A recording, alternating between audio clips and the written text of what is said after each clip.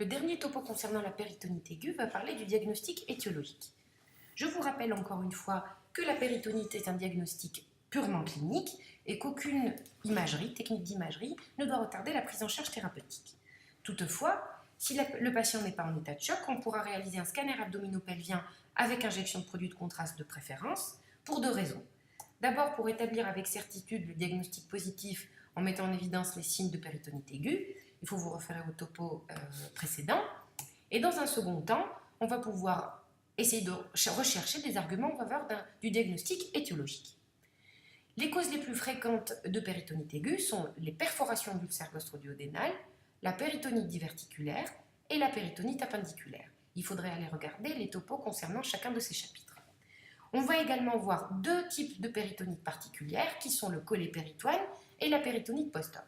On va d'abord commencer par le cholépéritoine. Le cholépéritoine ou péritonite biliaire est dû à la fuite de bile dans la cavité péritonéale. Sa principale caractéristique est son caractère extrêmement douloureux. À quoi peut être dû un cholépéritoine? Le cholépéritoine peut survenir dans le cadre d'un traumatisme, d'une chirurgie biliaire avec plaie de l'arbre biliaire, d'un cathétérisme des voies biliaires avec plaie également de l'arbre biliaire, ou dans le cadre d'une cholécystite aiguë gangréneuse.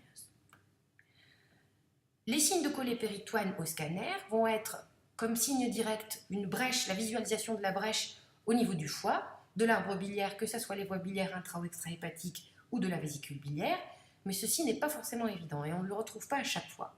Par contre, un épanchement périhépatique va, dans un contexte évocateur de cholépéritoine, va être très évocateur de ce dernier. Nous allons maintenant voir un cas clinique de la vie de tous les jours. Donc, un patient de 60 ans qui se retrouve dans le service de gastrologie pour exploration d'un icternie.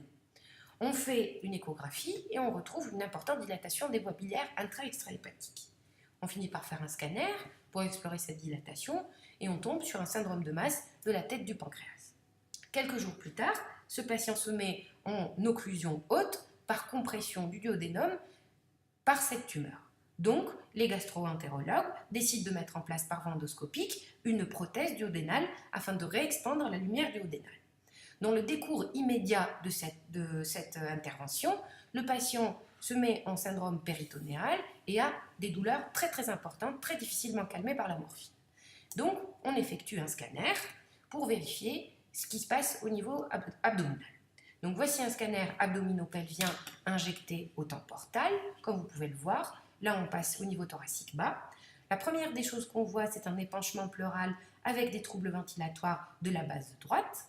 Je continue à descendre et j'arrive sur le sommet du diaphragme en regard de la coupole diaphragmatique droite. Et qu'est-ce que je vois? Je vois qu'il y a de l'épanchement liquidien intrapéritonéal au-dessus du foie. Je continue à descendre. Je commence à voir le foie.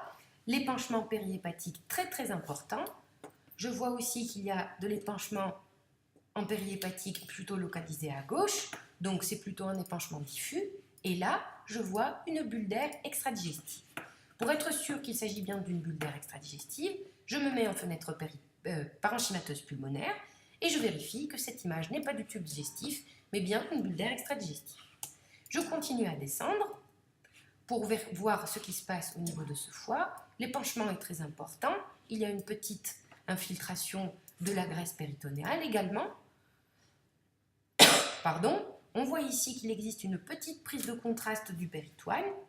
Je continue à descendre. Je remonte pour vous montrer la voie biliaire principale. Cette voie biliaire principale se rehausse de manière inhabituelle. Les parois de la voie biliaire principale prennent le contraste. Je n'arrive pas à la suivre très bien jusqu'au bout. Je continue à descendre et je vois qu'il existe un important épanchement périhépatique que je vois très très bien. Une prise de contraste du péritoine, notamment en périhépatique. On peut le voir aussi ici dans la gouttière pariétocolique gauche, de l'épanchement intra-abdominal libre, la tumeur et la prothèse duodénale qui réexpand la lumière duodénale. Donc, même si je ne vois pas directement de brèche de l'arbre biliaire, je peux dire que cet épanchement périhépatique dans un contexte d'endoscopie avec probable effraction de l'arbre biliaire, qu'il s'agit bien d'un cholépéritoine. Je vous montre également une coupe qui passe par l'étage pelvien pour vous montrer qu'il y a de l'épanchement dans le cul-de-sac de Douglas et de l'épanchement libre intrapéritonéal. Donc il s'agissait d'un collet péritoine qui a été pris en charge chirurgicalement. Le deuxième cas de figure est la péritonite post-opératoire. Il existe deux principaux contextes de péritonite post-opératoire. Le premier est un lâchage de suture de l'anastomose digestive qui est très fréquent entre le 5e et le 7e jour. Souvent, on va faire un scanner abdominopelvien, de préférence avec une opacification digestive prudente, mais ce n'est pas forcément nécessaire. Et le deuxième cas de figure est l'existence d'une contamination péropératoire, c'est-à-dire qu'au moment où on va opérer le tube digestif est sale, contient des microbes, et que ces microbes vont contaminer la cavité péritonéale qui est stérile, qui ne contient pas de microbes. Nous allons maintenant voir un cas de figure.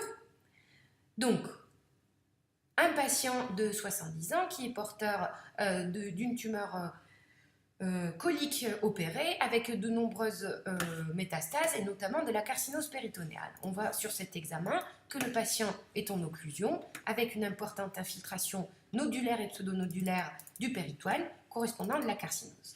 Comme ce patient était occlus, il a été décidé de réaliser une dérivation interne, c'est-à-dire d'aboucher certains segments du tube digestif à d'autres segments afin de lever l'obstacle de manière interne. Après traitement, donc par dérivation interne, à 22 jours, le patient se remet en péritonite, en tableau de péritonite clinique. Donc on fait le scanner afin d'étudier cette péritonite. On voit sur ce scanner abdominopelvien injecté, pareil au temportal, parce qu'on voit que ici toutes les cavités cardiaques sont rehaussées, que l'aorte est rehaussée, mais que le foie est également homogène, ainsi que la rate, que c'est bien un scanner abdominopelvien réalisé au temps portal. Je remonte pour étudier ce scanner depuis le départ et je vois qu'il existe un épanchement pleural en base droite avec des tout petits troubles ventilatoires. Je commence à descendre et là, qu'est-ce que je vois? Des bulles d'air autour du foie que je ne comprends pas très bien. Je continue à descendre, de l'épanchement périhépatique avec encore ces bulles d'air. Je continue à descendre, je vois de plus en plus de bulles d'air extradigestives, de plus en plus d'épanchements intra-abdominal et notamment périhépatique. Je me mets en fenêtre parenchymateuse pulmonaire pour vérifier que ces bulles d'air sont bien extradigestives. Je continue à descendre, bulles d'air extradigestives, épanchement périhépatique, épanchement intra-abdominal libre. Je continue à descendre et là, je commence à voir les feuillets péritonéaux. Et qu'est-ce qu'ils ont? Ce feuillet péritonéal est très nettement rehaussé. Ce n'est pas normal de voir un feuillet péritonéal aussi épaissi et aussi rehaussé. Je continue à descendre. Je vois toujours cet aspect d'épaississement et de rehaussement péritonéal. Je descends. Cet aspect est très présent, très marqué. De l'épanchement intra-abdominal assez diffus. Au passage, je vous montre une sonde de gastrostomie, donc de nutrition entérale par abouchement direct de l'estomac à la peau. On en parlera dans un topo dédié. Et je continue à voir la prise de contraste péritonéal. Cette prise de contraste est très importante. On peut la voir tout le long du péritoine ici. On voit de l'air extradigestif, ici une grosse bulle d'air, ici de plus petites bulles d'air, et du liquide intrapéritonéal.